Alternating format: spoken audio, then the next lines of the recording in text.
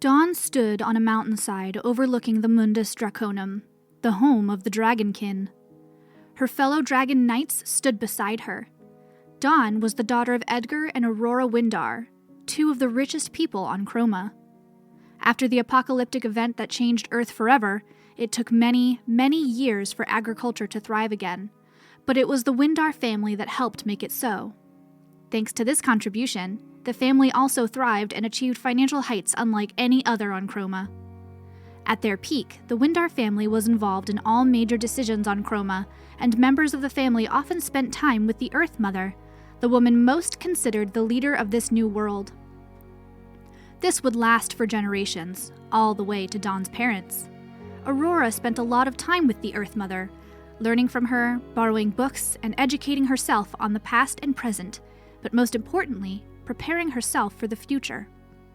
Aurora knew that Dawn would need to be well educated and follow in her footsteps if she was going to pass on the Wyndar legacy.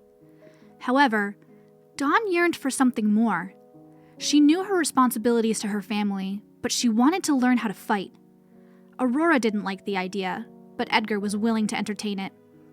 He felt a person in such a powerful position as Dawn would inherit would benefit from being able to defend herself. Dawn's parents would argue over the idea, and she could still hear their voices. But none of these debates would ever matter, because the Dragonkin burned everything to the ground. A Dragonkin roared in the distance, spewing fire into the air in front of it.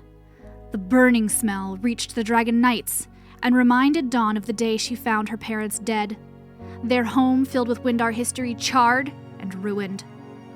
She swore on that day that she would avenge her parents and stop the Dragonkin from bringing harm to anyone else on Chroma. She had trained day and night with the eldest of the Dragon Knights, a man by the name of Wyglaf. Together, they shaped Dawn into a warrior. Proficient in the spear with masterful agility and deadly precision, Dawn had become a major threat to the Dragonkin. Their large frames and slow movement made them easy pickings for the sprightly Dawn, and the Dragon Knights used that to their advantage as often as they could. The Dragonkin in front of them grew restless. The battle would soon begin. Dawn was ready, and she prepared herself for war. But a warm breeze blew through her long black hair that stuck out of her helmet.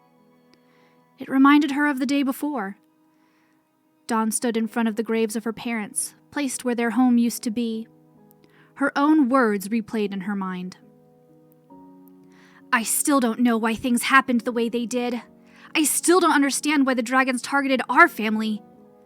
What I do know is that the ones responsible still inhabit a large portion of Chroma and wish to do our people harm. I now have the means to prevent that from happening, and I will do so. In your names, as I have done all things, and will continue to do until the day that I die. Dawn spoke out loud as if she were answering her own memory. That day won't be today.